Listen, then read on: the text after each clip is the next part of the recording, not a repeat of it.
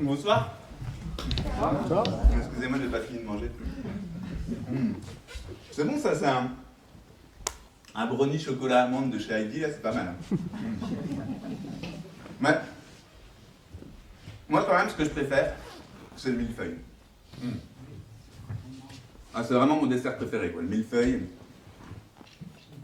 J'adore, moi j'adore le millefeuille. Mais, vous savez que c'est compliqué aujourd'hui de trouver un millefeuille dans une boulangerie. Ah oui, l'autre jour encore, j'arrive dans une boulangerie, je dis, ah, je voudrais un millefeuille. Oh non, c'est fini, non, les millefeuilles, non, non. Ah non, on fait plus les millefeuilles. Oh, j'étais déçu. Après, je me suis dit, ça se trouve, ça c'est encore un coup de François Hollande. Ben ouais. Moi, j'avais entendu à la télé, François Hollande, il disait, oui, le millefeuille, il y en a marre, il faudrait supprimer le millefeuille, ça coûte beaucoup trop cher. Attends, c'est 1,90 € un millefeuille, hein, ça va. Après, j'ai vite compris, en fait, François Hollande, il parlait pas du millefeuille pâtissier, non. François Hollande, il parlait du millefeuille administratif et politique. Vous savez, ils disent tous, ouais, mais la France est un grand millefeuille, il faudrait, il y a même un député, là, je ne sais plus lequel, qui disait, ouais, il faudrait pulvériser une bonne fois pour toutes le millefeuille, qu'on en finisse. Et du coup, Manuel Valls et puis François Hollande, ils ont dit, nous, on va s'occuper du millefeuille. Et ils se sont lancés dans une grande réforme territoriale pour supprimer le millefeuille. Alors, je ne sais pas si vous avez suivi un peu l'actualité, hein, mais ils ont dit on va déjà s'attaquer à la couche du dessus. Là. Alors, imaginez que ça c'est un millefeuille, puis vous savez, au-dessus, il y a le sucre. Hein. Et ils ont dit bon, donc le sucre, en fait, c'est les régions. Hein. Donc en France, aujourd'hui, en 2015, on a 22 régions métropolitaines. Et si vous avez suivi un peu l'actualité, vous avez vu qu'au 1er janvier 2016, on aura plus de 13 régions. Hein. Et ici, en Rhône-Alpes, vous allez fusionner avec l'Auvergne. Voilà, il va y avoir plein de fusions, de mariages, de réunions pour faire de régions, pour faire des grandes régions. Voilà, donc ça, c'est la première étape sur le millefeuille. Et puis après, quand vous descendez après dans le millefeuille, alors vous imaginez, hein, il y a une couche de crème, après il y a une nouvelle couche, là, c'est les départements. Donc c'est pareil, hein, les départements, ils ont dit, nous, on va s'en occuper, les départements, c'est un vieux truc, ça sert plus à rien. En 2020, fini, plus de départements, quoi. Ah, voilà. Les départements, la Drôme, l'Ardèche, tout ça, là c'est fini, on supprime tout ça. Et bon, après ils se sont rendus compte quand même que c'était pas si compliqué, c'était pas si facile que ça, donc ils ont dit, ok, on va supprimer certains départements, comme le Rhône par exemple, les gros départements, mais les petits départements, on va peut-être les garder. Voilà.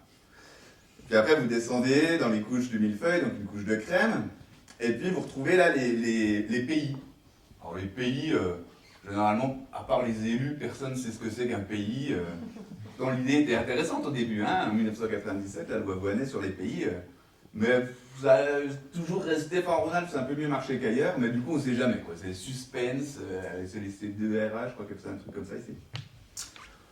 Voilà, puis après vous retrouvez à nouveau une couche de crème, et puis après vous avez les EPCI, les établissements publics de coopération intercommunale.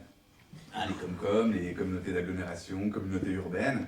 Et puis maintenant, depuis le 1er janvier, les métropoles, quoi, comme à Grenoble, à Lyon, les grosses métropoles, les gros établissements publics de coopération intercommunale. Donc là, c'est pareil. Hein. Dans la réforme, ils ont dit oh là là, les petits, là, comme la 3 CPS, je sais pas quoi, il n'y a même pas 20 000 habitants. Et il va falloir fusionner, là, il va falloir faire des grosses EPCI, quoi, hein, costauds. Donc là, ils sont en train de préparer ça, mais il va falloir un peu fusionner les petits EPCI. Et puis après, vous avez encore une couche de crème. Et puis tout en dessous, vous avez la commune. Voilà. Tout en dessous du millefeuille. Alors là, la commune, ils disent tous, oh ben non, hein. Ah non, non, la commune, oh ben non, on va pas toucher à la commune quand même, le maire, tout ça, ah non. Hein. Mais bon, il faut pas se leurrer, hein. 36 000 communes en France, avec des toutes petites communes, là, comme il y en a par ici, là. Non, franchement, les communes, ils aimeraient bien que ça disparaisse. Hein. Et d'ailleurs, moi-même, j'étais un fervent supporter de la suppression des petites communes. Oui, excusez-moi, je ne me suis pas présenté. Donc moi, je m'appelle Nicolas Debré, et j'étais moi-même élu dans une petite commune du Haut-Jura qui s'appelle Étival, une petite commune de 300 habitants. Donc voilà, j'ai été élu pendant 10 ans. Au début, j'étais conseiller municipal, et le maire est parti en Chine, et je l'ai remplacé. Donc voilà, je suis le maire. Et puis après, il y avait des élections, mais j'avais pas trop le temps d'être maire, donc j'ai dit, ouais, je vais juste être adjoint au maire. Et je ne m'entendais pas trop avec le nouveau maire, donc je suis redevenu conseiller municipal. Et le nouveau maire est parti aussi, lui. Donc du coup, je suis redevenu maire à sa place. Enfin, tout ça en 10 ans, voilà, entre 2004 et 2014. Et j'étais en train de vous expliquer que moi-même, j'avais été un fervent supporter de la suppression des petites communes. C'était en février 2014, on était au conseil communautaire. Donc le conseil communautaire, hein, c'est comme un conseil municipal, mais à l'échelle d'une communauté de communes. Et donc moi je siégeais, nous on était à Étival, on est dans une communauté de communes qui s'appelle Jura Sud. Alors, c'est beaucoup moins au sud qu'ici, hein, ça reste le Jura, quoi, mais c'est le sud du Jura. Et donc j'étais au conseil communautaire. Moi. Donc en fait vous avez des délégués de chaque commune qui siègent dans cette grande assemblée. Donc on était 44. Alors un conseil communautaire, moi c'est ce que j'appelle une assemblée de vieux mâles blancs. Ben oui. Vieux, parce que quand même la moyenne d'âge c'est plutôt autour de 60-70 ans, voilà, on a le droit de dire qu'on est bien à cet âge-là. Mâle, puisque 85% des personnes qui siègent autour de la table sont des hommes. Et puis blanc, parce que même si on a un territoire d'immigration, à Jura Sud, il n'y a que des blancs autour de la table. Et donc on était à ce conseil communautaire qui était le dernier du mandat. Et là vous aviez le chef des vieux mâles blancs, le président de la communauté de communes, qui nous faisait un propos liminaire sur l'avenir des collectivités, que ça allait être compliqué pour les communes, pour les communautés de communes dans les années à venir, que voilà, financièrement ça n'allait pas être simple. Et à l'issue de son propos, il demande à l'Assemblée s'il y a des personnes qui voulaient réagir. Et moi j'avais quelque chose à dire, mais je ne sais pas si vous avez déjà pris la parole dans une assemblée de vieux mâles blancs. Je vous assure que c'est pas facile. Déjà, il y a une espèce d'ambiance comme ça hyper solennelle où tu te dis, bon, là, si je prends la parole, c'est pour dire un truc super intelligent. Hein. Sinon, vaut mieux pas que je parle. Et puis tu dis, bon, ok, ouais, j'ai quelque chose à dire. Et là, il y a une espèce de truc qui se passe en toi. T'as une boule comme ça dans le ventre qui monte comme ça, t'as la gorge qui devient sèche, les mains qui deviennent moites, le cœur qui accélère. Ah, puis tu te lances, tu demandes la parole, mais ça va coûter quoi. Et hop, donc là, le chef des vieux mâles blancs, il te donne la parole. Et en plus, il faut parler dans un micro. Alors, généralement, on n'aime pas trop parler dans les micros.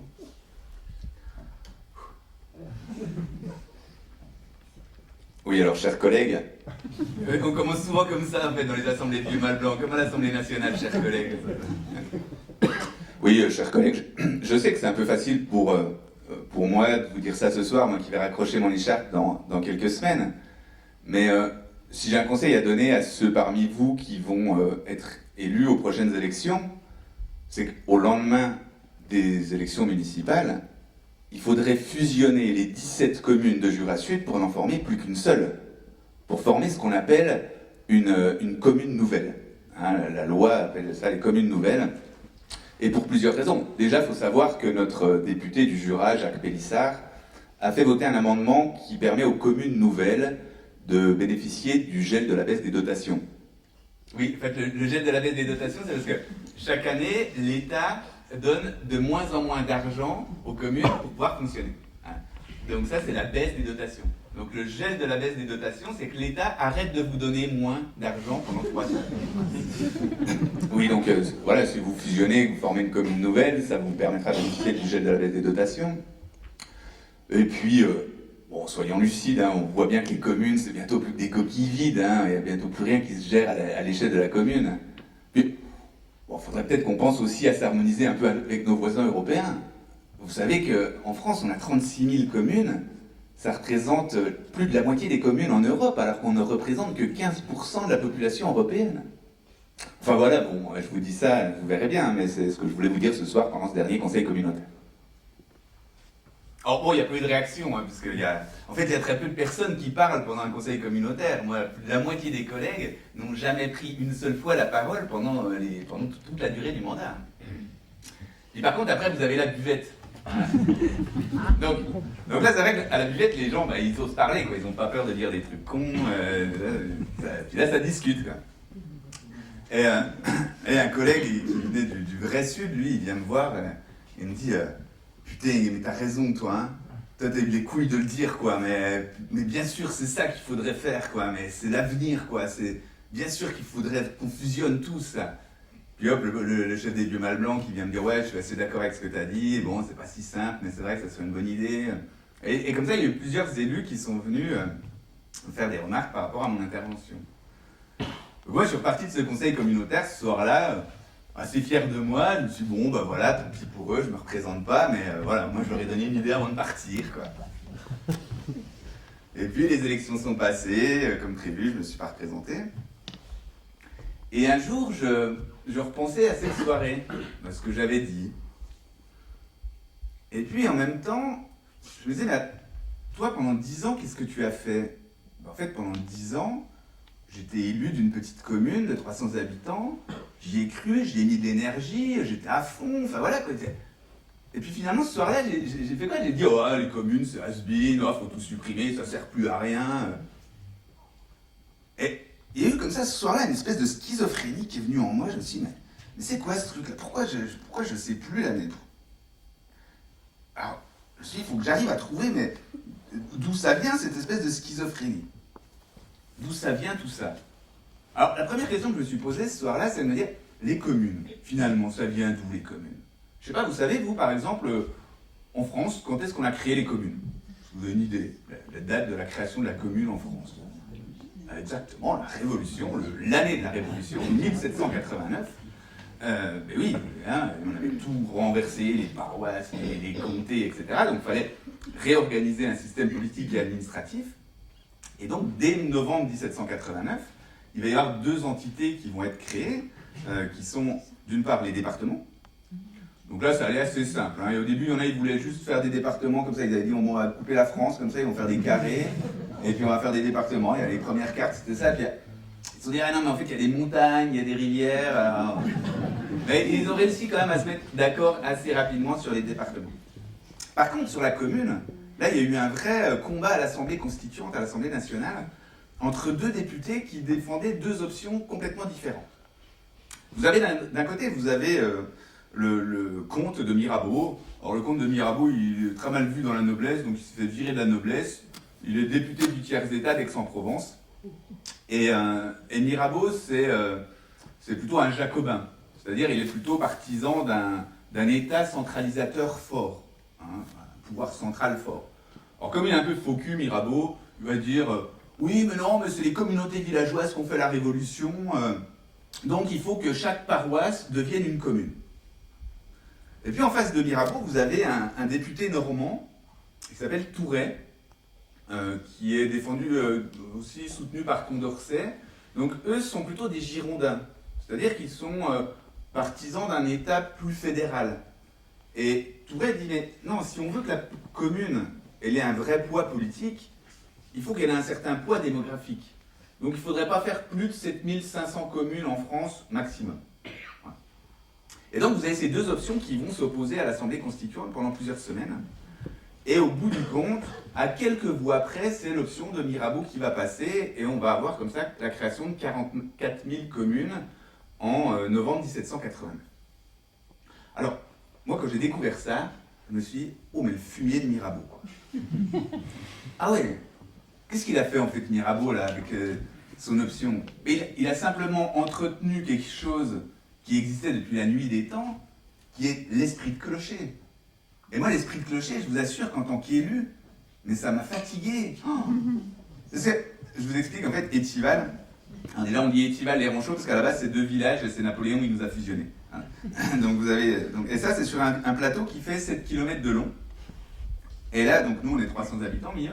Là vous avez un petit village qui s'appelle Châtel-de-Joux avec 50 habitants. Et puis là vous avez les Creusets avec 200 habitants. Voilà. Et on a un système qu'on appelle un RPI éclaté, c'est-à-dire un regroupement pédagogique intercommunal éclaté, puisque vous avez les petits, ils sont à l'école ici, les moyens, ils sont à l'école là, et les grands, ils sont à l'école là.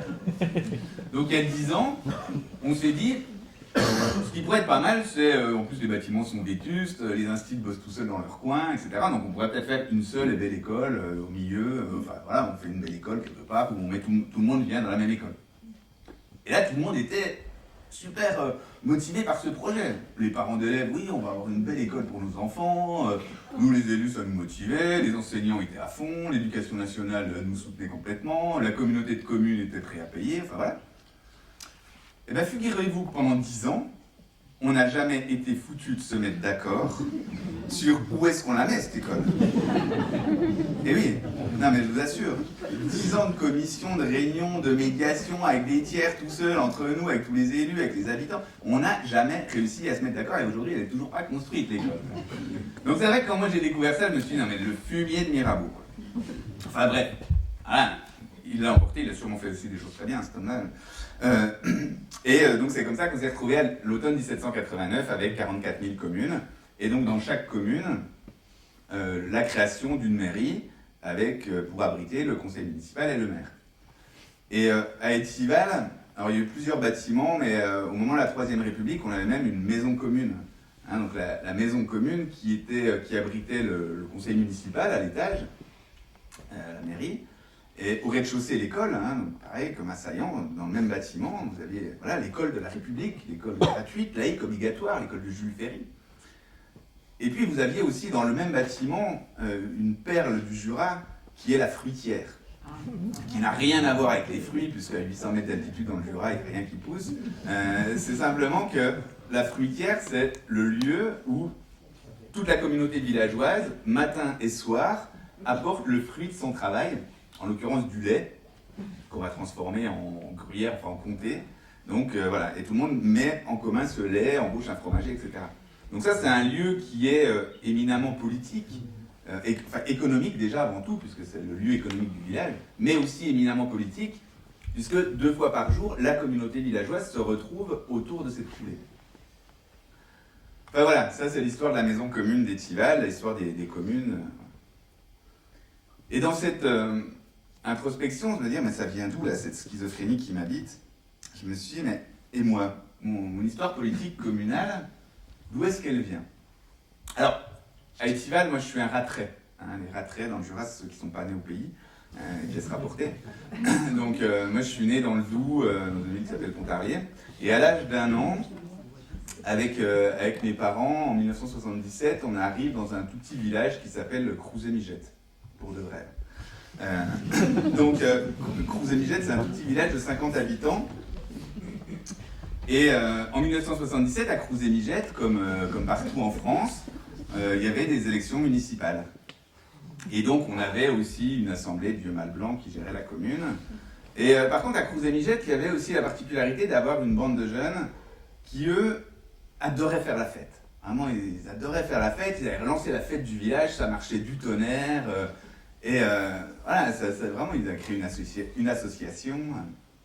Et peu de temps avant les élections, ils étaient allés voir l'assemblée des vieux mâles blancs et ils leur avaient dit, là, il y a la salle d'école, l'école est plus utilisée, est-ce qu'on ne pourrait pas utiliser cette salle pour en faire une salle des fêtes? Et là, les vieux, ils ont dit non. Mais ils n'auraient pas dû. Parce que les jeunes, ils se sont présentés aux élections. Les femmes des vieux, elles ont voté pour les jeunes. Ce qui fait qu'au lendemain des élections, les 9 jeunes qui s'étaient présentés se sont retrouvés élus. Alors là, ils se sont tous regardés.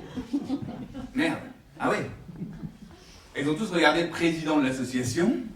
Il a dit, bon ben gars, maintenant, faut y aller, hein. Faut qu'il y en ait un qui prenne le poste. Hein. Et c'est comme ça que Jean-Pierre Tonin est devenu maire de Crouzet-Migette à l'âge de 28 ans. Et donc cette personne qui a beaucoup compté dans mon histoire politique était instit spécialisé. Et il avait fait sa formation à Bourg-en-Bresse, où il avait croisé une bande de jeunes gauchistes écolos qui l'amenaient tous les week-ends faire le tour des vignerons bio du Beaujolais pour apprendre à militer pour une écologie politique. Ce qui fait que Jean-Pierre Tonin était finalement même encarté chez les Verts, et quand il a été élu, c'était le premier maire vert de France.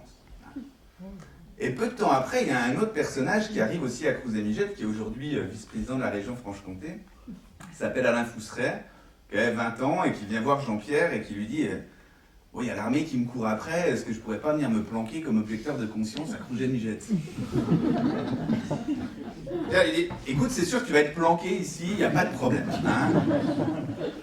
Mais par contre, si tu viens ici, c'est pas pour rien faire. Si tu viens là, c'est pour mener des expériences d'écologie politique concrètes et concluantes. » Ok. Et puis voilà, c'est comme ça qu'ils se sont retrouvés les deux. Alors, le soir, ils faisaient le tour du village, ils avaient un projecteur diapositive des années 1979. Donc ils allaient frapper chez les gens. Alors les gens, ils savaient qu'ils allaient passer parce que le bruit tournait. Puis, donc ils frappaient, puis les mamies, elles ouvraient, elles disaient « Oh, ben il y a cinéma ce soir !» Parce qu'ils arrivaient chez les gens, ils installaient le projecteur diapo, et puis ils faisaient un diaporama sur le recyclage des déchets. Voilà. Et avec eux, ils avaient amené aussi des caisses en bois où c'était marqué verre, papier, comme ça, qu'ils laissaient chez les gens en expliquant qu'il fallait trier. Puis eux, derrière, ils organisaient la collecte et puis la valorisation, quoi. Et en 1979, il y avait le tri sélectif qui était mis en place à Cruz-et-Miget. Donc après, ils ont travaillé aussi sur l'urbanisme, ils avaient rapidement un plan d'occupation des sols, ils ont travaillé sur la question de l'eau, ils avaient fait un petit journal aussi pour pouvoir faire du lien dans la communauté villageoise, et puis ils ont gardé quand même la base de leur projet politique, la fête. C'est resté des fans de fête, et ils font la fête 6 mois par an. D'ailleurs, cette année, il y a la 40e fête d'Union le premier week-end de juillet. Si vous voulez découvrir Cruz-et-Miget, c'est le moment. Alors l'autre jour, mon psy me disait, mais monsieur Debré, ça n'a quand même pas dû être facile de grandir à Cruz-et-Miget, non? Ah, c'est vrai que je crois bien que ça m'a laissé des séquelles. Hein. En fait, de grandir à Cruz-et-Miget, je me suis rendu compte que le bonheur collectif pouvait être encore plus puissant que le bonheur individuel. Mais je me suis rendu compte aussi que pour qu'il y ait du bonheur collectif, il fallait qu'il y ait des gens qui prennent des responsabilités. Et je crois bien que dans ma tête, ça a fait un raccourci. Je me suis dit que pour être heureux, il fallait prendre des responsabilités. Bah oui, à 8 ans, avec les copains du village, on créait l'AJC, l'association des jeunes de Crouzet. On allait chercher des lots chez les commerçants, on organisait notre loto. Comme ça, avec ça, on avait des sous, on s'achetait notre télé, notre magnétoscope pour regarder des films d'Indiana Jones. Et puis après, il a fallu que je quitte Cruz-et-Miget, je suis parti à Pontarlier. Moi, je suis devenu délégué. Puis après, j'étais délégué de classe, délégué des délégués au conseil d'administration, président d'une association culturelle. Après, je suis parti vivre en communauté dans le Haut-Jura, j'étais responsable du compte en banque. Et puis, je suis arrivé donc à Étival en septembre 2002. Et donc moi je m'étais inscrit sur les listes électorales dès que je suis arrivé. Et puis en janvier 2004, les électeurs étaient invités aux urnes parce que déjà à l'époque le maire était parti et il fallait réélire un conseiller municipal pour pouvoir réélire un nouveau maire. Donc moi j'arrive, je connaissais pas trop les gens, hop, je prends une enveloppe, je vais dans l'isoloir. Et puis en fait j'arrive dans l'isoloir et là il y avait juste un tas de papier blanc et puis un crayon. Alors je dis, mais en fait, on vote pour qui là? Parce qu'il n'y a pas les noms des candidats. Ils me disent, non, mais c'est normal, en fait, il n'y a pas de candidat. Ah bon, d'accord. Ok. Alors moi, j'ai repensé à mon voisin que j'avais croisé le matin, qui jouait une guitare, qui avait une tête plutôt sympa, du coup, j'ai voté pour lui. Et puis, le soir, je suis quand même allé voir le dépouillement, tout ça, puis il y a eu 40 personnes qui avaient une voix, 2 voix, 3 voix. C'était une élection sans candidat. Alors c'est fini ça, maintenant il y a une nouvelle loi électorale, pas de candidat, pas d'élection. Alors que pourtant l'élection sans candidat c'est quand même un des piliers de la sociocratie, le système d'organisation collective qui prône l'élection sans candidat. Alors ça se passe pas tout à fait pareil, parce que là on va pas se cacher derrière dans un isoloir pour voter, c'est un bulletin où vous mettez votre nom, vous dites moi Nicolas Debré, je vote pour mon voisin qui joue de la guitare. Et puis vous argumentez en plus pourquoi vous votez pour lui. Donc vous dites parce que je trouve que ce serait bien qu'il y ait un musicien dans le conseil municipal. Et puis donc à l'issue du premier tour, donc là tous les bulletins sont rendus publics. Comme ça vous pouvez aussi peut-être changer d'avis parce que c'est vrai, ah oui j'avais pas pensé à lui, pourquoi pas. Et voilà, puis au deuxième tour, puis ensuite on propose aux personnes si elles sont intéressées de prendre le poste ou pas. Alors l'élection sans candidat, l'idée c'est de se dire pourquoi on ferait ça, c'est parce que peut-être qu'il y a des gens qui sont très bons pour gagner des élections, mais qui derrière ne seraient pas forcément très bons pour faire le boulot, quoi. Je ne sais pas si vous pensez à quelqu'un. Et par contre, inversement, il y a peut-être des gens qui seraient très bons pour faire le job et qui ne seraient pas très bons pour gagner des élections, ou même qui ne penseraient pas à se présenter, quoi, ou qui n'auraient pas assez de sous pour faire une belle campagne électorale, pour être élu, enfin bref. Voilà. Donc ça, c'est le principe de l'élection sans candidat en sociocratie. qu'il ne faut pas confondre avec la stococratie, qui est un autre système alternatif de désignation de nos représentants, qui est le système de tirage au sort. Donc là, le principe, c'est de se dire, voilà, il manque un conseiller municipal qui, dans l'Assemblée, serait éventuellement intéressé, hop, 4-5 personnes, on prend les noms, on mélange dans le chapeau, on tire au sort, on dit, voilà, c'est telle personne qui va être élue pour cette fonction-là. Donc là, c'est l'argument du tirage au sort, c'est de se dire que c'est le seul moyen pour avoir quelque chose qui soit vraiment représentatif de l'Assemblée, alors qu'aujourd'hui on a un système aristocratique, c'est-à-dire qu'on a un système qui cherche à élire les meilleurs. Alors bon, moi je vous parle de ça, mais je n'ai jamais trop pratiqué. Et d'ailleurs, je vous avoue que quand j'ai découvert ces systèmes-là, j'ai eu un peu une réaction de vieux mâle blanc. En fait, j'arrivais à trouver tous les arguments pour dire « Ouais, mais non, mais ça peut pas marcher, mais non, mais regarde ça. » Après, je me suis dit « Mais en fait, aujourd'hui, ça marche pas non plus. » Mais non. Il y a 15% des gens qui sont même pas inscrits sur les listes électorales. En fait, sur des élections, il y a à peine la moitié des gens qui vont voter. On peut dire « Mais non, ça ne fonctionne plus, le système de nos représentants. Il va peut-être falloir réinventer quelque chose. » Alors, vous avez vu, là, ils ont trouvé la solution. Ils disent « Non, on va rendre le vote obligatoire. » Comme ça, voilà, vote obligatoire, ça va tout régler, tout le système démocratique. Ouais, je sais pas, même. En tout cas, je pense qu'il est effectivement important de se lancer sur un chantier de réflexion sur la désignation de nos représentants. Et alors je sais qu'ici, vous avez largement avancé sur cette question-là, mais au-delà de... Enfin, moi, si je pouvais apporter ma pierre à l'édifice sur ce débat sur comment on pourrait désigner des représentants de manière différente, il y a des choses qui me paraissent importantes à garder. La première, c'est la dimension du volontariat. Parce qu'il ne faut pas oublier qu'en France, aujourd'hui, 75% des élus sont des bénévoles. Et quand on est bénévole pendant 6 ans pour s'impliquer sur les missions d'élus, il me semble assez important que ce soit quelque chose de volontaire. Et puis, ce qui me semble aussi vraiment fondamental, c'est la dimension dynamique de groupe. On n'est pas juste des individus qui sommes élus, on est des individus à l'intérieur d'un groupe.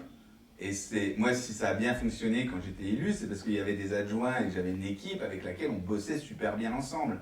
Et du coup, cette question de dynamique d'équipe, elle est aussi, à mon avis, importante, comme la question du leadership. Enfin voilà, je dis ça, maintenant on est au premier tour à Etiva, donc 40 personnes, 2-3 voix. Et puis, moi, entre les deux tours, je me dis, ouais, pourquoi pas, moi, c'est des choses, ça m'intéresse, ce serait peut-être une belle opportunité de découvrir la commune. Et du coup, je me suis présenté. Et j'ai été élu conseiller municipal. Et puis, quelques années plus tard, le maire vient me voir, me dit « Écoute, moi je vais devoir partir en Chine pour raisons professionnelles. Est-ce que tu veux pas te présenter pour prendre le poste de maire ?» Ah bon ? Ouais, ouais, moi j'aime bien les expériences, pourquoi pas, quoi, allons-y, allez. Alors souvent, les gens me demandaient, me disaient « Mais en fait, concrètement, faut faire comment pour devenir maire ?» Alors je dis, c'est pas compliqué, dans les faits, il y a un conseil d'installation avec tous les conseillers municipaux, tu te présentes et puis il faut qu'il y ait la majorité des conseillers municipaux qui votent pour toi. Alors après, dans les faits, tu te rends compte que c'est un petit peu différent quand même. Il y a des éléments statistiques qui montrent que vaut mieux être un homme. Oui. En France, 80 à 90% des maires sont des hommes, en fonction de la taille des communes. Et bon, coup de bol, là je rentrais dans le critère. Après, normalement, il vaut mieux être vieux, quand même, avoir entre 55 et 70 ans, on va dire. C'est pareil, statistiquement. Bon, là, j'avais 30 ans la première fois.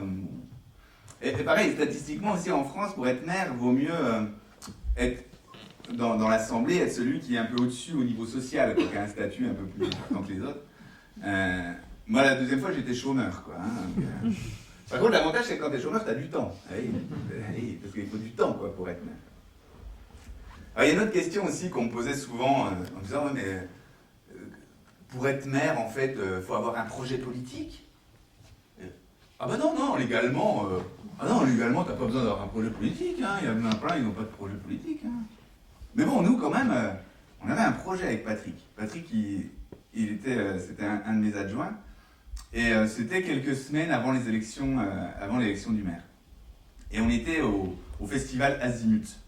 Donc, si vous ne connaissez pas le Haut-Jura et que vous voulez vraiment vous découvrir le Haut-Jura, venez au festival Azimut. C'est le premier week-end d'octobre, donc généralement il neige. Et puis vous arrivez, il y a une grande scène avec une très bonne programmation musicale. Et à côté, vous avez un grand chapiteau avec une grande buvette, quoi. Et donc vous arrivez là-bas, et il y a des mecs qui ont des trolls, tu sais, des trolls de montagnards avec des chemises à carreaux, des polaires Jensen, enfin, tu sens qu'ils bossent dans le bois, les gars. Et des fois, il y a tellement de bruit à la buvette que tu n'entends même plus la musique, quoi. Et on était avec Patrick, justement, à la buvette, en train de boire 2-3 bières, et de penser à l'élection qui allait arriver. Et je ne sais plus lequel des deux était plus inspiré. Il y en a un qui dit à l'autre, qui dit « Ah, mais j'ai un projet, en fait, pour la commune. J'ai un vrai projet politique. Ça serait le BCB. » Hein? Ouais, mais si, tu sais, comme au Bhoutan, là. Le bonheur communal brut. Ah ouais, mais en fait, c'est génial, ça. En fait, tout notre projet politique, ça serait juste pour générer du bonheur dans la communauté villageoise. Eh ben, exactement. Ah, mais c'est génial, tout. Là, il y a des potes qui buvaient des bières avec nous, ils disent « Oh, mais trop bien. On va venir habiter à Étival. » Ouais. Bon, je vous avoue qu'avec Patrick, plusieurs années après, quand on a décidé l'un et l'autre d'arrêter, on a quand même constaté qu'on avait passé plus de temps à gérer des emmerdes qu'à générer du bonheur, quoi, hein. Mais bon, on avait quand même notre projet politique, quoi. Et puis donc vient le jour du conseil municipal d'installation, donc voilà, tout le monde est autour de la table, le doyen dirige la séance et pose la question fatidique, est-ce qu'il y a quelqu'un qui est candidat au poste de maire? Du coup, moi je lève la main, j'étais le seul candidat, mais malgré tout, il faut quand même retourner chacun notre tour dans l'isoloir pour voter à bulletin secret. Alors bon, moi j'ai voté pour moi. Voilà, je me présentais, j'assume, hein, il y a des gens, je sais pas, j'arrive pas à comprendre comment on se présente. Et donc cette réunion qui dure l'espace de 15 minutes, il se passe vraiment un truc vraiment bizarre, quoi. Parce que vous ressortez de là, ça fait 15 minutes après, et en fait, vous n'êtes plus du tout le même. Enfin, à l'intérieur de vous, vous êtes toujours pareil, quoi, vous n'avez pas changé, quoi. Mais dans le regard des gens, ah, ça n'a plus rien à voir, quoi. Déjà, vous avez changé de prénom. Vous vous appelez plus Nicolas, c'est fini, vous appelez Monsieur le maire. Mais tout le monde adore vous appeler Monsieur le maire. Il y a un truc avec ça, les potes, ah, Monsieur le maire, viens boire l'apéro, Vincent, les gamins du village, oh, Monsieur le maire, Ah, puis quand tu étais président de l'association, tu étais président avec les copains, quoi. Là, tu étais maire de tout le monde, même ceux que t'aimes pas. Moi, il m'a fallu un peu de temps, hein, quand même, pour m'y habituer. C'était quelques semaines après mon élection. J'étais à Pontarlier, il y avait un concert de musique, c'était à Hightone. Je vais vous donner un peu, mettre dans l'ambiance. Hightone, c'est de la musique électronique. Donc, voilà, donc ça c'est Hightone. Donc concert à la salle du Cournier à Pontarlier, moi je suis super content de pouvoir trouver Hightone. Elle est dans plein concert, puis là seul coup, au milieu du concert, je pense qu'il y avait la téléphone qui dit. Je me dis, oh, il est 1h du matin, ça doit être des potes, je vais leur faire profiter du concert. Donc je décroche le téléphone, et puis je mets le téléphone en direction des enceintes. Au bout d'un moment, je me dis, ah, j'ai pas écouté qui c'est. Ouais, non? Ouais, qui c'est? Hein? Gendarmerie nationale? Ah oui, c'est le maire d'Étival, oui. Un décès dans la commune, il faut aller reconnaître le corps, là. Ah non, bah non, là, ça va pas être possible, non. Non, bah je vais vous donner le numéro de mon premier adjoint, oui.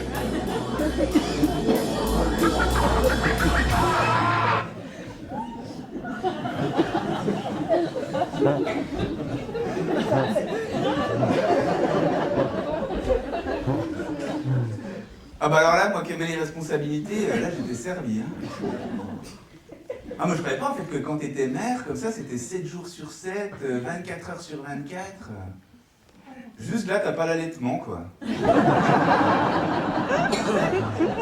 Mais j'ai assez... En parlant d'allaitement, j'ai assez rapidement découvert les deux mamelles du maire, quoi. Première mamelle, c'est la responsabilité. Non mais quand t'es maire, t'es responsable de tout, quoi. Un mec qui se balade sur un chemin, t'as un chamois qui passe au-dessus de lui, il fait tomber un caillou, ça tombe sur le mec. C'est de ta faute, hein. Alors là, soit tu dis, bon, ok, je suis responsable de tout, ben j'interdis tout, voilà. Comme ça, au moins, s'il y a un problème, c'est pas de ma faute, hein. Ou alors tu te dis, bon, j'espère que je vais pas finir en prison, voilà. Ah non, mais c'est hallucinant, les responsabilités qui posent sur les épaules d'un maire, et c'est de pire en pire, quoi. Ça augmente de plus en plus, quoi. Donc ça, c'est la première mamelle. La deuxième mamelle, c'est le pouvoir. Eh ouais. Parce que quand t'es maire, t'as plusieurs pouvoirs en plus. Hein. Alors, le premier pouvoir, bon, celui-là, il m'a fait un peu bizarre, je vous avoue. Moi, j'avais vraiment pas l'habitude, mais c'est que d'un seul coup... Eh ouais, c'est toi qui deviens le shérif. Moi qui étais objecteur de conscience, me retrouver officier de police judiciaire...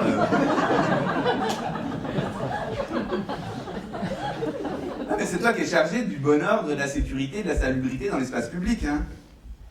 Bon, moi quand le journal local a fait sa une en mettant Étival les ronchaux, la guerre des bouses continue, que fait le shérif? Ils n'avaient pas mis que fait le shérif, mais c'était sous-entendu. Je vous explique rapidement cette histoire des bouses, parce qu'en fait, il y a deux cousins germains qui sont paysans tous les deux. Donc il y en a un, il a des moutons, et l'autre, il a des vaches. Et ils se supportent pas, ils se détestent.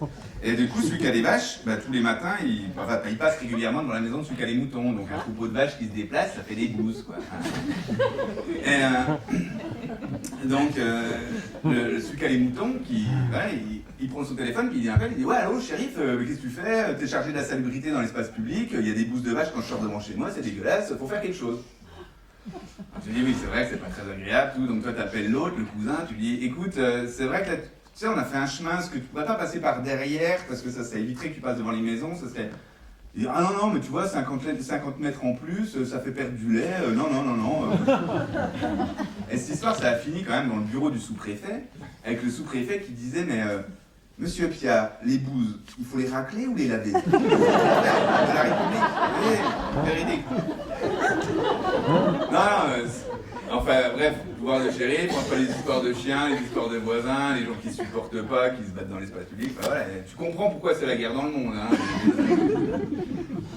Alors par contre, quand c'est toi le shérif, tu peux prendre des arrêtés. Et là, tu as besoin de demander à personne, tu dis, ouais, considérant que ça représente un danger sanitaire pour la population locale, j'interdis les OGM sur la commune. Et puis en fait, après, les arrêtés, quand même, tu les prends, mais il y a le préfet qui les relie. Le préfet, il appelle et dit « Oui, allô, monsieur le maire. Oui, bonjour. Oui, j'ai bien lu votre arrêté sur les OGM, ouais. En fait, les OGM, c'est pas votre compétence, monsieur le maire. Ouais. Ah, d'accord. Les gaz de schiste non plus? Non plus, non. D'accord. Okay. Non, franchement, le pouvoir de shérif, c'est pas celui que j'ai préféré. Après, t'as le pouvoir juste parce que tu es le maire. Et tu es le maire, et déjà, t'es rentré dans la bande, quoi. Et oui. Moi, le lendemain de l'élection, il y avait la députée qui m'envoyait une petite carte en attendant « Cher Nicolas, félicitations pour ton élection, tu peux compter sur moi, voilà mon 06. » Ils allaient coller « Ouais, salut, bien vu, ouais, bien vu, ouais, t'hésites pas, hein, tu nous appelles, hein, le petit nouveau, là, on est là, hein, t'hésites pas, tout. » Alors, les gens ils me disaient « Non mais, en fait, en vrai, vous n'êtes pas tous copains, c'est pas possible, quoi. » Je dis « Ah, si, on est tous copains dans la bande. » Oh non, arrête. Tu peux pas être copain avec des gens de droite, toi. Ah non, attends, ça n'a rien à voir. Hein, mais il y a des gens de droite, sérieusement, avec qui j'ai super bien bossé, il y a des gens de gauche, c'est beaucoup plus compliqué, quoi. Ouais, mais quand même, quoi, vous n'êtes pas tous copains, quoi. Bon, c'est vrai, on est un petit peu faux cul, faut le dire, mais bon, c'est pas de notre faute, on est tous interdépendants les uns des autres. Ben oui, parce que nous, si on avait réussi à se mettre d'accord sur où est-ce qu'on l'a construit, cette école. On n'avait pas assez de sous pour la payer tout seul, l'école. Donc on aurait demandé des sous à la communauté de communes, au conseil général, au conseil régional, député, etc. Et toi, si t'es vraiment pas copain, tu vois, ils voient ton dossier, ils font « Ah, Nicolas Debré, d'accord, ok, sous la pile, hop, et ouais, baby, faut pas rêver. » Et le pire de tout quand même, c'est la réserve parlementaire, quoi. Alors ça, c'est moyenâgeux. Faut savoir que chacun de nos députés, ils ont dans leur poche 130 000 € qui distribuent comme bon leur semble à des associations et des collectivités, quoi. Alors toi, c'est sûr que si t'es vraiment pas copain avec les députés, cette réserve parlementaire, t'imagines même pas en toucher une miette, quoi. Ah bon, il y a eu un citoyen, je crois, dans le sud-ouest, qui s'est un peu bougé, et qui a fait évoluer les choses, et qui fait qu'aujourd'hui, la réserve parlementaire, elle est publique. Donc c'était un petit effort démocratique, hein, c'est-à-dire que vous pouvez tous aller voir sur le site internet de l'Assemblée nationale ce que fait M. Mariton de sa réserve parlementaire, par exemple.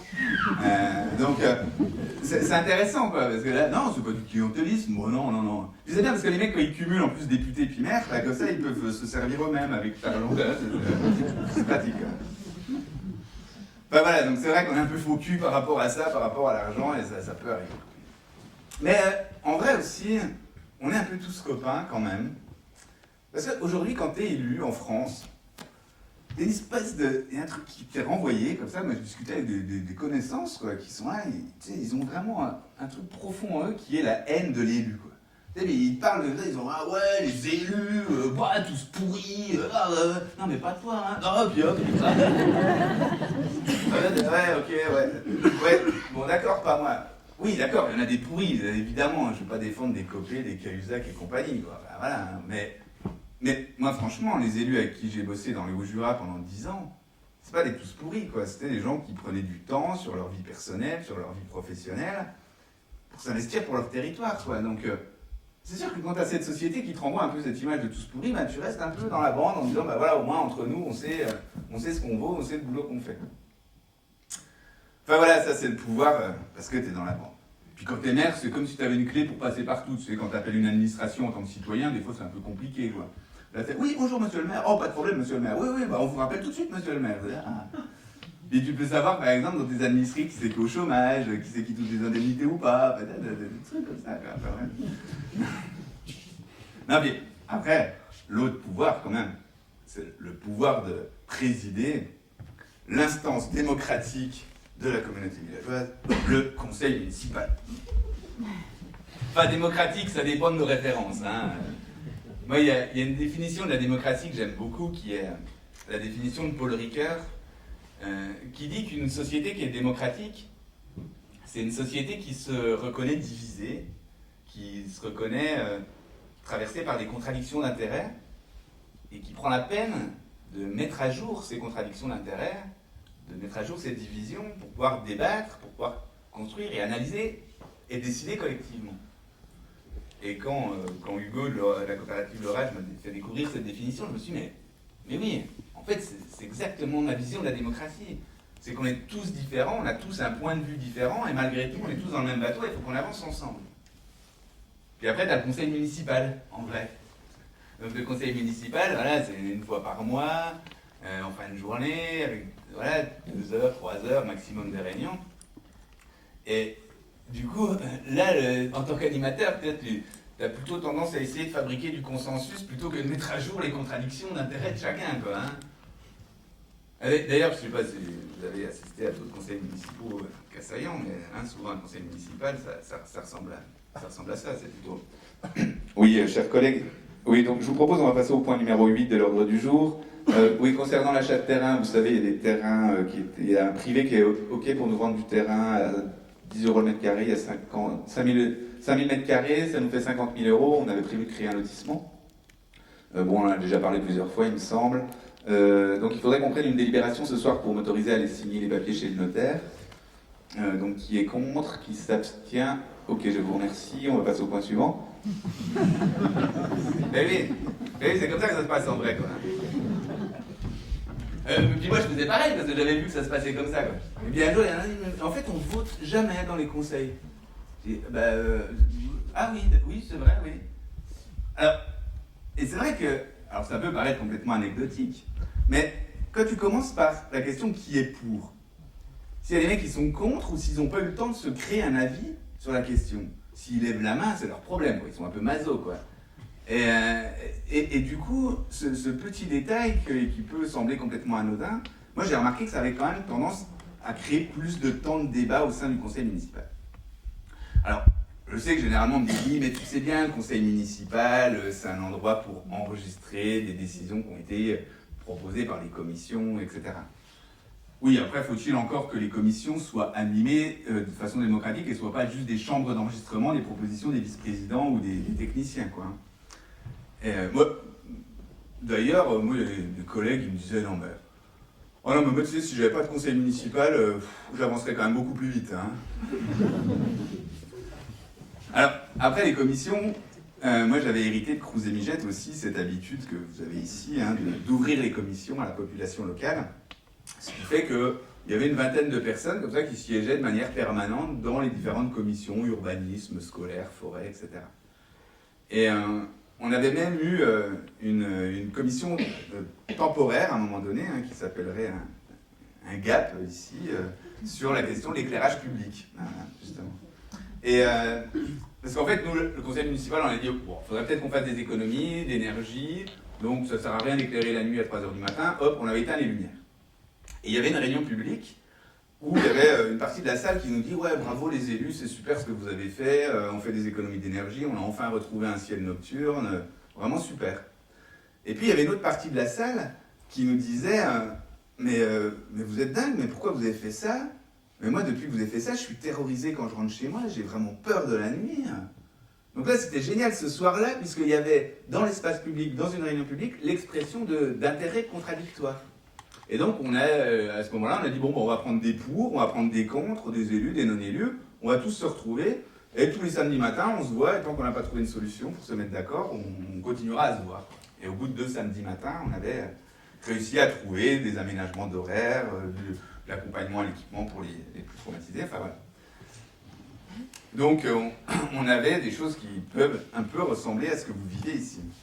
Oh bon, moi je vous parle de ça, mais souvent finalement à la fin on me dit « Oui d'accord, là tu me parles de démocratie, mais pour revenir sur ton millefeuille là, au final, t'as ta schizophrénie, mais t'es pour ou t'es contre la suppression des petites communes ?» Oui, oh bah tu sais, ça dépend, ça se pose pas aussi de manière aussi binaire que ça. Ouais, non mais concrètement, par exemple, Étival et Ronchot, est-ce qu'il faut supprimer cette commune? Ah non, mais déjà on parle pas de suppression, on parle de fusion. On parle de fusion avec des autres communes. Donc ça dépend de l'échelle. Moi, si tu parles sur le plateau avec Châtel-de-Joux, les Creusets, évidemment, pour moi, il y a longtemps qu'on aurait dû fusionner. Déjà, on aurait réussi à construire cette école. Et puis, je pense qu'on aurait gagné de l'énergie sur pas mal de choses. Après, sur une échelle de 17 communes, comme à Jura-Sud, pourquoi pas? Il y a 7000 habitants, pourquoi pas? Mais encore faut-il savoir pourquoi on le ferait. C'est quoi? Qu'est-ce qui nous motiverait éventuellement à fusionner?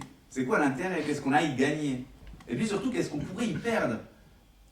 Et notamment, la question, dans les choses qu'on pourrait perdre, enfin en tout cas que j'aurais peur de perdre, sur la question de l'eau potable. Vous savez qu'une commune doit apporter de l'eau potable à ses habitants. Voilà, elle peut le gérer soit en direct, ou soit elle fait l'appel infirmier, alors je ne sais pas pourquoi on appelle ça des fermiers, Veolia, Lyonnaise des Eaux, etc. Et donc, c'est eux qui font le boulot pour nous. Alors moi, nous à Étival, on gère en régie directe. Et les collègues à la communauté de communes, ils me disent « Non, mais pourquoi vous emmerdez à faire ça? Non mais, gérer l'eau, c'est un métier, hein, c'est un truc de professionnel. Non mais franchement, non, mais vous avez que ça à faire ?» Alors, c'est sûr que c'est pas simple. Hein, gérer de l'eau, surtout que vous avez un gendarme qui s'appelle l'Agence régionale de santé, qui définit les normes pour que votre eau soit potable. Donc là, jusque-là, tout va bien. Mais sauf que d'année en année, l'ARS, les normes, elles augmentent. Hein, elles sont de plus en plus dures. Ce qui fait qu'à un moment donné, vous dites « Ah ouais, c'est vrai que c'est dur hein, de donner de l'eau potable, je vais peut-être filer ça à des professionnels, hein, parce que moi, je ne sais plus faire. Hein. » Et un jour, il y avait une rumeur qui était en train de monter dans la commune, et il y a un habitant qui vient me voir, et il me dit tu sais que l'eau d'Étival, elle fait péter? Hein? Ah ouais, si, t'assures, l'eau d'Étival, elle fait péter. Mais qu'est-ce que tu me dis, toi? Alors moi, je me sors les analyses, 2 ans d'analyse de l'ARS, je dis oui, là, il y a eu un dépassement parce qu'il y a trop de turbidité, mais c'est bon, quoi. Non, mais le mec, il s'est pas arrêté, là, il a appelé l'ARS, avec un mot de son médecin. Non, il a fait un courrier à l'ARS avec un mot de son médecin. Du coup, l'ARS, il m'appelle, il dit « Allô, monsieur le maire, mais qu'est-ce qui se passe à Étival ?» Bon, on a lancé un processus de veille sanitaire. Hein, quoi? Oui, mais en fait, tous les médecins à 15 km à la ronde, ils ont des registres pour suivre la population d'Étival. Ah bon? D'accord. Ils sont venus chercher des centaines de litres d'eau pour essayer de trouver la petite bête qui faisait péter. Enfin, ouais. Donc c'est sûr que quand tu vois ça, t'as un peu envie de te dire, bon allez, je file ça à Veolia, comme ça le mec qui vient me dire ça, je lui dis appelle le 0800 et puis débrouille-toi avec eux. Quoi. Mais non, nous, on tenait vraiment à cette régie en direct. Et pas forcément pour un argument de coût, hein, qui est souvent avancé, on dit oui, mais quand on donne ça à des privés, après ça coûte plus cher. Mais la question du coût, finalement, c'est plus complexe que ça, quoi, hein, ça dépend de l'état du réseau. Donc c'était pas un choix pour le coût. Mais je vous assure que la commission bénévole qui gérions le réseau d'eau, à la fin du mandat, le réseau, on le connaissait par cœur. Et quand les enfants du village m'ont croisé un jour en me disant « Ah, monsieur le maire, elle vient d'où l'eau ?» Puis qu'on est parti le lendemain voir dans la montagne, voir où on captait l'eau, pour pouvoir, voilà, où on captait l'eau, comment on l'amenait, comment on la traitait, comment on la distribuait. Les enfants, ils sont rentrés à l'école, ils ont fait un article qu'on a mis dans le journal, et qu'il y a des habitants après qui sont venus me voir en me disant « Mais ah ouais, avec l'article des enfants, on a compris des choses sur notre réseau d'eau. » Je dis « Mais là, c'est de l'éducation populaire. C'est important de savoir d'où vient l'eau qu'on boit, non ?» Donc c'est ça que nous, on voulait absolument pas lâcher. Et c'est ça que sur une fusion avec les autres communes, je me dis « Mais ouais, pourquoi pas se marier, mais attention !» Alors, je dis ça, puis d'un autre côté, la loi qui est passée il y a 15 jours, sur toujours la réforme du millefeuille, prévoit qu'à l'horizon 2017, l'eau soit forcément gérée à l'échelle intercommunale. Bon, à mon avis, je ne suis pas sûr que ça soit, mais la première lecture à l'Assemblée nationale, hein, c'est ce qui s'est passé, quoi. Et puis surtout, dans ce que j'aurais peur de perdre sur une fusion à 17, c'est-à-dire les 20 personnes là, qui étaient impliquées dans les commissions, qu'est-ce qu'elles deviennent? Elles sortent du jeu démocratique comme ça d'un seul coup? Est-ce qu'on ne risque pas finalement d'avoir plus que des consommateurs, enfin des contribuables, consommateurs de services publics? Donc c'est là-dessus, et je me dis, mais cette démocratie aujourd'hui qui est déjà tellement fragile, il y a 65% des Français qui estiment que la démocratie elle fonctionne mal, est-ce qu'on ne risque pas de la fragiliser encore un peu plus? Et cette réforme du millefeuille, est-ce que... Dans quoi elle s'inscrit? Je me dis, mais en fait, pourquoi on veut réformer ce millefeuille? Alors, ils nous disent, oui, non mais c'est pour faire des économies, vous voyez bien, il n'y a plus beaucoup d'argent. Ça va coûter combien de fusionner Rhône-Alpes et Auvergne? Juste le coût pour fusionner les régions, hein, juste le coût d'études, d'ingénierie, pour dire, attends, comment on fait pour... Il va falloir des années pour pouvoir faire vraiment des économies. Alors après, il y en a qui disent, non mais c'est vrai, c'est pas que pour ça, c'est aussi pour s'inscrire dans l'air du temps. Et oui. Et parce que, pour comprendre, une fois de plus, il faut regarder l'histoire. Et là, c'est après la guerre, 1945, hein, quand on a ce que les géographes ont appelé Paris et le désert français. Effectivement, hein, Paris centralisait tout et la France se vidait, il y a eu l'exode rural. Et à ce moment-là, il y a eu des politiques nationales pour rééquilibrer le territoire. Il y a eu une création de métropoles d'équilibre. Et puis après, les lois de décentralisation, hein, en 1982, création du Conseil général et Conseil régional avec les lois de fer. En 92, les lois Pasqua pour les communautés de communes, enfin les EPCI. Donc, moi, la décentralisation, je dis, bah, c'est super en fait, la décentralisation, c'est qu'on va redonner du pouvoir au territoire. On va donner un pouvoir politique au territoire, c'est plus Paris qui décide pour tout le monde, il y a une vraie émancipation du territoire. Donc, ça c'est génial. Après, l'autre face de la décentralisation, c'est qu'avec l'autonomie politique, il y a une autonomie financière. Et oui, les territoires, pour pouvoir se développer, ils sont... Alors, comment un territoire a des moyens pour pouvoir exister et se développer? Il y a les dotations de l'État. Donc ça, on a vu que c'est le truc qui baisse. À un moment donné, c'est nous qui allons redonner des sous à l'État. Voilà, hein, ça va finir comme ça. Et puis sinon, le reste, c'est le panier fiscal. Donc le panier fiscal, c'est l'argent que vous allez collecter en impôts auprès des ménages et des entreprises.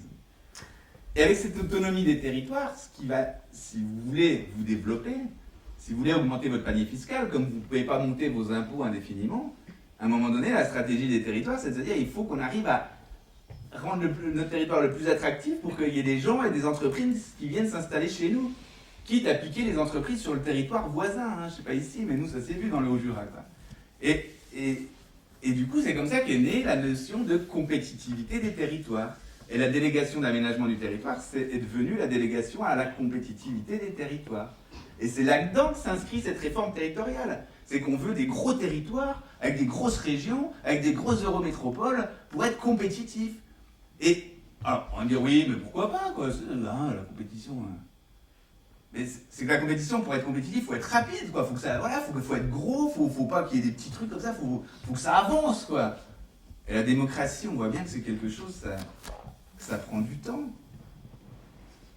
Est-ce qu'avec cette réforme, on ne risque pas de creuser encore cet écart et de prendre encore moins le temps de faire vivre cette démocratie? Mon monsieur me dirait, oui, Monsieur Debré, vous dites ça, mais pourquoi vous êtes plus élu d'ailleurs, hein? Ça n'a pas dû être facile pour vous d'ailleurs d'arrêter, hein?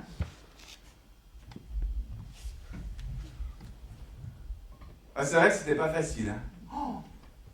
Au début, ça fait un grand vide. Quand t'as l'impression de plus servir à rien. Non, puis c'est pas facile de renoncer comme ça au pouvoir et à la responsabilité, et à la reconnaissance. Mais bon, je trouvais que c'était important d'arrêter. C'est pas un métier, élu. Bon, agitateur de particules démocratiques, je sais pas vraiment si c'est un métier non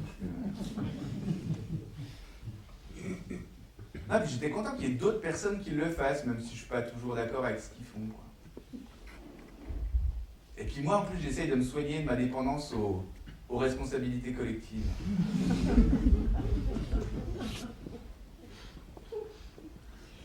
Alors voilà, le mois de mars 2014 est arrivé. Donc comme prévu, j'ai raccroché mon écharpe. Et à Cruz-et-Mugette, c'est mon père qui est devenu maire.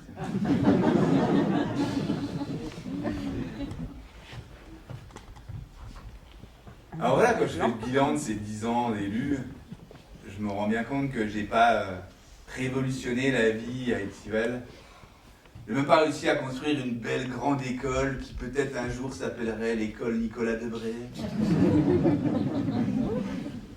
Mais bon, pendant 10 ans sur la commune d'Étival, j'ai senti un élan. Il y avait un élan collectif.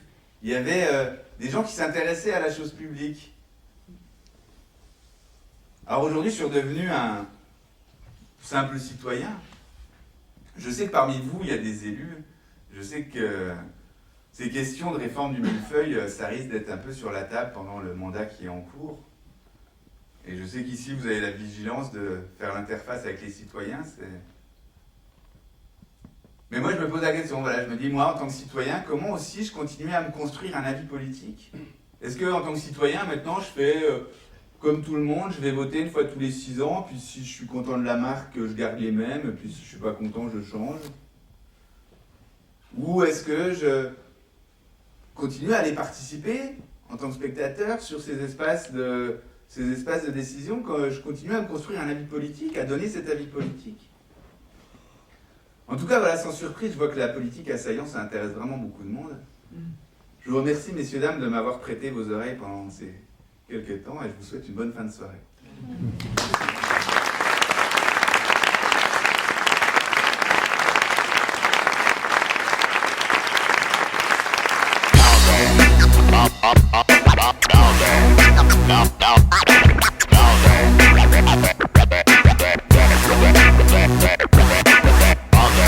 Let's see if you're as good.